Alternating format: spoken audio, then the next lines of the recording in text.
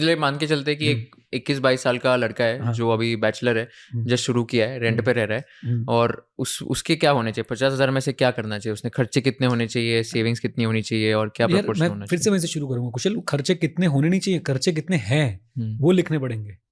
अब आप उसको नहीं बोल सकते भाई बिजली का बिल मत भरियो, इन्वेस्ट कर ले। आप बोल सकते हो उसके बिजली का बिल मत भरो, इन्वेस्ट कर ले। कहाँ का लॉजिक हुआ ये?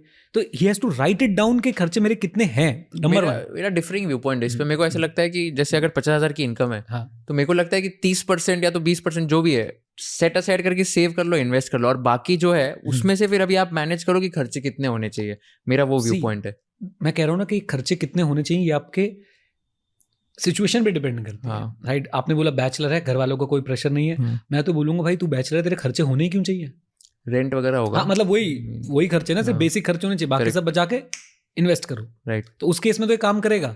लेकिन अगर वो किसी और सिचुएशन में मैरिड है, या पेरेंट्स डिपेंडेंट है, या बिल्कुल अपनी सिस्टर की शादी कराने की जिम्मेवारी उसके ऊपर है बहुत। यार हम यहाँ बैठ के, आप एक अच्छा पैसा कमा रहे हो, मैं एक अच्छा पैसा कमा रहा हूँ, हम यहाँ बैठ के सोच भी नहीं सकते कि एक आम आदमी किन दिक्कतों में है। हम एक्चुअली हम सोच नहीं सकते कुशल। हम कभी अपने आप को उनके शूज में डाल ही नहीं पाएंगे। राइट, जैसे शायद जब मैं पैसा नहीं कमा रहा था कोई मेरे शूज में आ ही नहीं सकता था। जब शायद आपने शायद अभी इतना स्ट्रगल नहीं देखा, क्योंकि आप इस ऐसे फेज में आए हैं जब it's very easy to earn money. मैं किसी को आपको बिल्कुल डिमीन नहीं करना चाहता। मैं आपके एफर्ट्स हैं, डेफिनेटली एफर्ट्स हैं, नहीं तो बहुत सीएस हैं यार, बहुत कंटेंट क्रिएटर हैं यार, आप मेहनत तो कर ही रहे हो, बट फिर भी क्विक मनी आ रही है। एक फेज था, आप अपने फादर साहब से पूछना, उनके फादर साहब से आप अगर बात करेंगे अपने दादाजी से, तो वो बताएंगे struggle, what was the real struggle. Right, तो मेरे को ऐसा लगता है कि यार आप जो आप कहना चाह रहे हैं मैं अग्री करता हूँ उससे, बट ये देख लीजिए कि अपने मिनिमम एक्सपेंसेस जो भी पॉसिबल हैं उनको निकालिए, और उसके बाद मैक्सिमम अमाउंट जो है इन्वेस्ट कीजिए। स्पेंडिंग पे कंट्रोल कीजिए, फॉर गॉड सेक। मैं बोलूँगा फिर विवाद हो जाएगा। इंस्टाग्राम डिलीट कर दीजिए, ट्विटर पे अकाउंट डिलीट कर दीजिए। अब आप यहाँ पे बोलेंगे कि भैया खुद तो ये दोनों बैठे हैं इंस्टाग्राम पे रीले डाले जा रहे हैं कुशल, इतने सारे वो क्या वॉक्स पॉप है, वॉक्स पॉप पे मिलियन व्यू लेके जा रहा है, और हमें कह रहे हैं इंस्टाग्राम। भैया उसका बिजनेस है, वो he is earning from that. Right, I am earning from that, आपका क्या है? तो मैं तो ये बहुत सिंपल, अभी ये सीधी बात किसी को समझ नहीं आती है। अब इसमें मक्खन मलाई लगा के मैं प्रोडक्टिविटी का कोर्स लॉन्च कर दूं, और उसमें अली अब्दाल की तरह 40 बातें एकदम एक्ट करके बोलने की कोशिश करूं तो सही बोल रहा है। अरे मैं डिलीट करूं ना यार, स्नैपचैट पे क्यों आप लोग? व्हाट इज द, अगर आपको एंटरटेनमेंट ही करना है तो फिर उसको रिस्ट्रिक्ट करो। ऐसा ना हो ना कि आप उसी में बैठ के फालतूगिरी करे जा रहे हो, और फिर आप कह रहे हो मुझे प्रमोशन नहीं मिल रहा, मेरी सैलरी नहीं बढ़ रही, मेरा बिजनेस अच्छा नहीं चल रहा। उस टाइम पे कुशल देखो क्या कर रहा है, वो कुशल का बिजनेस है, उसको बढ़ा रहा है। बहुत सिंपल है ना। तो मेरा सिंपल पॉइंट यही है कि भाई आप अपनी पोजीशन को समझे, पोजीशन को समझ के मैक्सिमम सेव करें। यहाँ मैं एक पॉइंट जरूर बोलूंगा कि आपके जो इनिशियल ईयर्स होते हैं ना, उसमें आप छोटा पैसा भी इन्वेस्ट कर रहे हो ना, वो बहुत बड़ा बनता है due to the time horizon. उसको बहुत समय मिल जाता है कंपाउंड करने के लिए।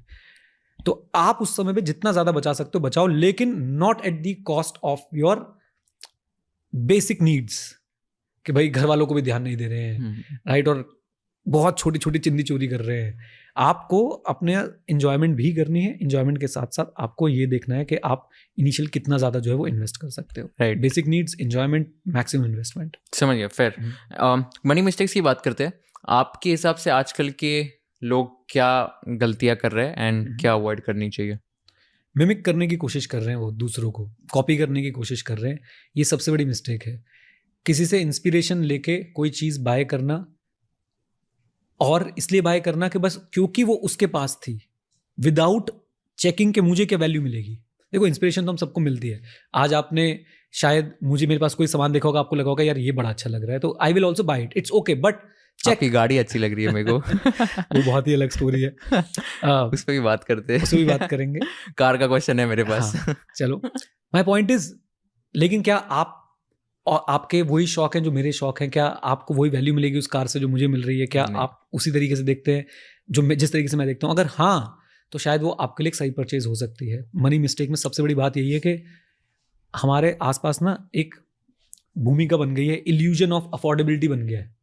पैसे नहीं है फिर भी हमें लगता है हम अफोर्ड कर सकते हैं। क्यों? क्रेडिट कार्ड है, क्यों बाय नाउ पे लेटर है, अब तो मैरी नाउ पे लेटर भी आ गए, बड़े बड़े बोर्ड लगे थे होटल्स। यस, मैरी नाउ पे लेटर। शादी कर लो, उधार लेके शादी कर लो 5 स्टार होटल में, फिर 20 साल तक किस्तें भरते रहना, शादी चले ना चले किस्तें चलती रहेंगी तुम्हारी। राइट, सही में ये कॉन्सेप्ट है यार भाई, आजकल ये बहुत I didn't know प्रेवलेंट है, this. लोगों को चाहिए भाई। और आई थिंक कुछ लोग शौक की वजह से भी करते, कुछ लोग वही मिमिक करके भी करते कि भाई हाँ। मेरी भी शादी ग्रैंड होनी चाहिए। खैर, तो और I इसमें think- मॉडल क्या होता है फिर? आप शादी कर लो, अगर शादी जैसे करो। 2 करोड़ का खर्चा है टोटल, हाँ, तो आप 20 साल तक हाँ। EMI भरते रहो, वैसा टाइप। एग्जैक्टली। और मतलब क्या बैंक्स कर रही है या कोई दूसरी होटल्स कंपनी कर रहे हैं यार। आजकल क्रेडिट इतनी आसानी से अवेलेबल है, इतने रूपों में अवेलेबल है, इतने फॉर्म्स में अवेलेबल है, हमें ना लोन लेते वक्त ये एहसास भी नहीं होता हम लोन ले रहे हैं। क्यों? क्योंकि उसका नॉमेनक्लेचर चेंज कर दिया है, बाय नाउ पे लेटर। लोन नहीं बोल रहे, वो क्या बोल रहे हैं? अरे this is BNPL, this is cool, loan is not cool, है ना। नॉमेनक्लेचर से बहुत इंपैक्ट पड़ता है, नॉमेनक्लेचर से। मैं आपको बोलूं उधार, तो आपको लगता है नहीं भाई उधार तो नहीं लूंगा। हाँ। मैं आपको बोलूं BNPL, ओ यस, है ना। तो ये फर्क पड़ता है, तो नॉमेनक्लेचर का फर्क है। और मुझे सबसे बड़ी मनी मिस्टेक यही लगती है जो हमारी जनता, हमारे स्टूडेंट्स, हमारे पार्टिसिपेंट्स, इवन कभी ना कभी हमसे भी हो रही होगी। दूध के धुले तो हम में से कोई भी नहीं है, कोई भी वही 100% एथिकल और 100% साफ सुथरा कोई भी नहीं है। वो यही है कि हम लोग मिमिक कर रहे हैं, और कभी कभी वो मिमिक करने के चक्कर में हम ऐसी चीज़ें बाय कर बैठते हैं जिनकी हमें बिल्कुल नीड नहीं है, और फिर हमें वो चीज़ें बेचनी पड़ती हैं जिनकी हमें सबसे ज़्यादा नीड है। आपने क्या मनी मिस्टेक किया आपके लाइफ में? ये मुझे ऐसा लगता है सबसे बड़ी मनी मिस्टेक मेरी यही रही कि मैंने बहुत लेट सीखा है सब कुछ, और अब मैं उसको कैसे सुधार रहा हूँ। एक पिता अपने बच्चों में ही देखता है कि भाई जो मुझसे गलती वो इनसे ना हो। तो मैं अपनी डॉटर्स को अभी से कुछ ना कुछ बात करके उनसे, इवन मिष्टी के साथ तो मैंने कुछ पॉडकास्ट भी किया फाइनेंस के ऊपर, इमरजेंसी फंड के ऊपर, और बहुत बेसिक्स के ऊपर, राइट। एंड कुछ बुक्स ला के दे दी उनको, उनके साथ बैठ के पढ़ लेता हूँ। तो I think the biggest money mistake जो मुझसे हुई कि मुझे ये सब चीज़ें पहले सीखनी चाहिए थी, बहुत पहले अपने करियर की शुरुआत में सीखनी चाहिए थी। तब मेरा माइंड सेट भी वैसा ही था कि स्टॉक मार्केट है जी, सट्टा है जी, जू है जी, देखने का नज़रिया अलग था। और यहाँ पे एक बहुत इंपॉर्टेंट बात ये भी है कि आपका नज़रिया बदलता है आपके एक्सपीरियंस के साथ साथ। एक जो सोशल मीडिया पे एक टाइप ऑफ पीपल हैं जो किसी को बदलते हुए देखते हैं तो उसको बोलते हैं कि बदल गया, तो बेटरमेंट के लिए बदल रहा है तो क्या गलत है। आज कुशल को कोई बात नहीं पता है और 5 साल बाद वो बात पता है और वो उस नॉलेज के साथ एक्शन ले रहा है, तो इसमें क्या गलत है ना। तो मेरा नज़रिया पहले सही नहीं था, नज़रिया बदला, अप्रोच बदली। अब जैसे डायरेक्ट स्टॉक से मैं म्यूचुअल फंड में आया, राइट, नज़रिया बदला, जिंदगी जीने का तरीका बदला, स्ट्रेस लेवल जो लेने हैं उसका तरीका बदला, उसका लेवल बदला, आई चेंज इट। तो biggest money mistake I will say I started investing late, but I was lucky enough कि मेरे पास कैपिटल बहुत सारा अवेलेबल हुआ, तो मैंने उस मिस्टेक को मैं भरपाई कर पाया। नहीं तो लोगों से ये मिस्टेक हो जाती है और ये कभी भी कॉम्पनसेट नहीं हो पाती है। मेरे केस में मैं लकी रहा, मार्केट्स बहुत काइंड रहीं, मेरे गुरु ने बहुत जो मुझे सिखाया वो गुरु बहुत अच्छे रहे, कुछ पैसिव थे कुछ एक्टिव थे। मतलब कुछ पैसिव इन द सेंस किसी की किताबों से सीख लिया, किसी की वीडियो से कुछ सीख लिया, किसी के पर्सनल, मैं ब्लेस्ड फील करता हूँ कुछ लोगों के साथ में टच में जिनके पर्सनल नंबर्स हैं मेरे पास, और दे आर अवेलेबल। अगर मैं उनसे पूछूंगा ना कि सर ये मेरे को दिक्कत आ रही है इस चीज़ में, जैसे मुझे मोमेंटम स्ट्रैटेजी के बारे में कुछ नहीं पता था, momentum is also a strategy of investing, आजकल म्यूचुअल फंड्स में भी वो आ गई है, तो मैंने सीखा उसके बारे में, अभी भी सीख रहा हूँ। मैं मोमेंटम एक्सपर्ट नहीं हूँ बट मैंने सीखा, तो मैं आई एम ब्लेस्ड कि मेरे पास उन लोगों के नंबर्स हैं कि मैं उनको मैसेज डालता हूँ सर ज़रा ये बताना, and they are kind enough, they are humble enough कि वो बता देते हैं, राइट। तो मैंने अपनी मनी मिस्टेक को ऐसे रिकवर कर पाया, by luck, by chance, by the grace of my gurus.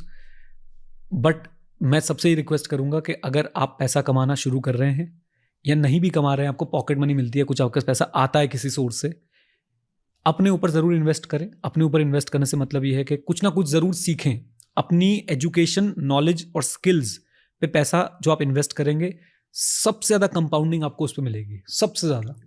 And then equities में जरूर इन्वेस्ट करें, Right. जल्दी इन्वेस्ट करें। If you learned something new from this video, do share it with your friends and subscribe to this channel so that we can bring you the best content possible. Also, if you want to watch this entire episode, click on the link in the description box and you can go to Kushal Lodha YouTube channel and watch the entire podcast episode. Thank you so much for watching this and have an amazing day.